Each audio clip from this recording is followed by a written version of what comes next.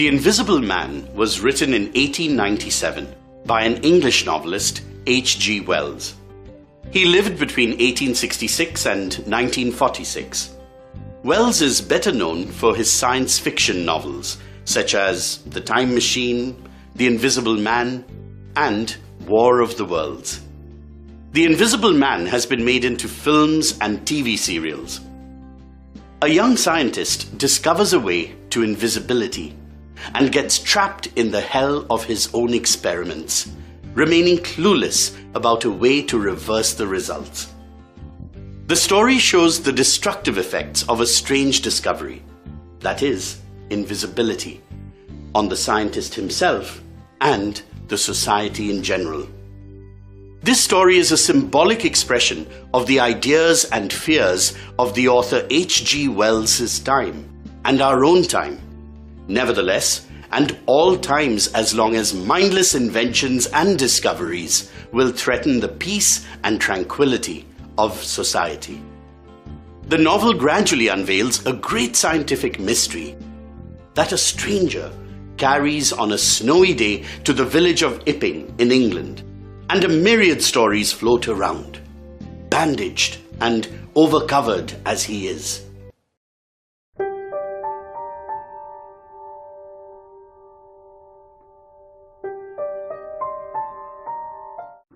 A stranger came early in February through a biting wind and a driving snow into the Coach and Horses, walking from Bramblehurst railway station, and demanded, "In the name of human charity, a room and a fire." A guest stopping at Epping village in the winter time was an unheard of piece of luck, and so Mrs. Hall, the owner of the inn, without taking his identity, allotted him a parlour and carried the clothes, plates and glasses into it. She was surprised to see that her visitor still wore his hat and coat, despite that the fire was burning up briskly in the room, and that his head and face were thoroughly bandaged. "Can I take your hat and coat, sir, and give them a good dry in the kitchen?" No, I prefer to keep them on. "Very well, sir. As you like. In a bit the room will be warmer. Your lunch is served, sir." Thank you.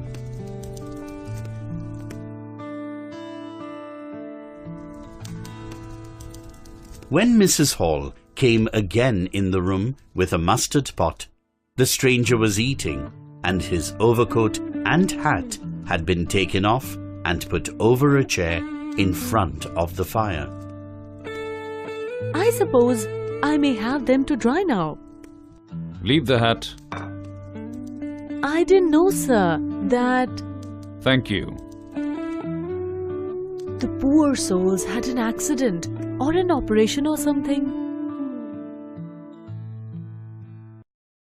Mrs. Hall once again went to the parlour when the clock jobber, Teddy Henfrey, came to the inn.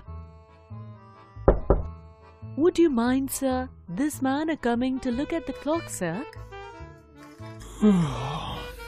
Look at the clock. Certainly. Good afternoon. I hope that it's no intrusion. None whatever.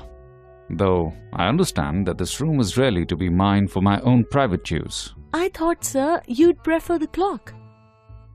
Certainly, certainly. But as a rule, I like to be alone and undisturbed. But I'm really glad to have the clock seen to. Yeah, very glad.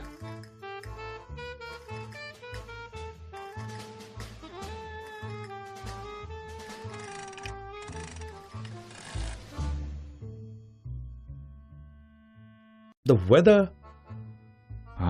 Why don't you finish and go? All you've got to do is to fix the hour hand on its axle. You're simply humbugging. Certainly, sir. 1 minute more. I overlooked...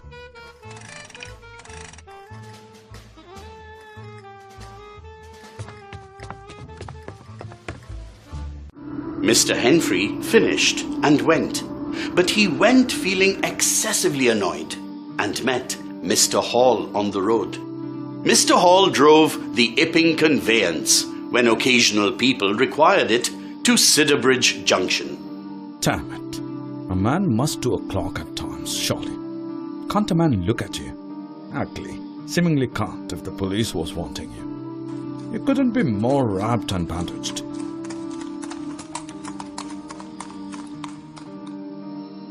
My sakes, Mr. Hall. You got a rum up home? What's that? Rum-looking customer stopping at a coach and horses. It looks a bit like a disguise, don't it? I would like to see a man's face if I had him stopping in my place. But women are that trustful, where strangers are concerned. He's took your rooms, and he ain't even given a name, Hall. You don't say so. He's got a lot of luggage coming tomorrow, so he says. What? My aunt at Hastings was swindled by a stranger in the like manner. The seeds of suspicion were sown perfectly in Mr. Hall's mind by Mr. Henfrey. However, Mr. Hall only dared to say when retiring for the night to Mrs. Hall. Look very closely at the stranger's luggage when it comes tomorrow. You mind your own business, Hall, and I'll mind mine. The stranger's cartload of trunks, crates and boxes arrives finally. The stranger comes out to receive it, but a mishap happens. Come along with those boxes. I've been waiting long enough. Whoop! Lie down!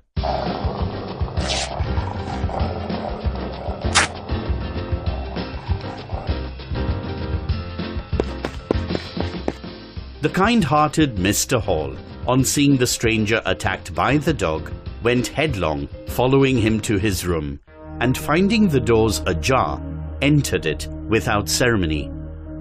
He caught a glimpse of what seemed a handless sleeve waving towards him in the dim light, and he saw a face of 3 huge, indeterminate spots on white, like a pale pansy flower.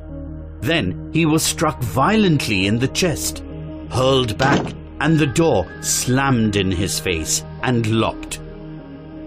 Griffin had unpacked his crates and boxes and spread his bottles of all sizes all over the place, on the table and the floor. And when Mrs. Hall pointed to the mess he had created, he suggested the compensation could be charged in his bill. Oh my God! Oh my God, what a mess! You have spoiled the place! Don't worry. You can charge me a shilling each time you find such a mess. The stranger worked very fitfully. On other times, he would rise late and while away his time pacing in the room, fretting audibly and sleeping in the armchair by the fire. He communicated with none and rarely went abroad by daylight. At twilight, he would go out muffled up invisibly and appear suddenly, giving a scare to men and children. When people talked about him, Mrs. Hall explained him as an experimental investigator, while others suspected him to be a criminal trying to escape from justice. Yet others felt that he was rather a harmless lunatic. Later, some supernatural stories were also floated. When the word reached the village general practitioner, Cuss, that the stranger possessed 1001 bottles of rare chemical, he felt jealous of the stranger and went to interview him. I've heard you take an interest in scientific things. We are raising funds for the village nurse. Would you subscribe? I'd consider it. Are you researching? I am. A long research? A damnable long research. Oh, you must have been given permission. Most valuable prescription? Yes. Is it medical? Damn you. What are you fishing after? I'm sorry, I didn't mean to hurt you. Look, here it is. I'd read it. 5 ingredients. Put it down.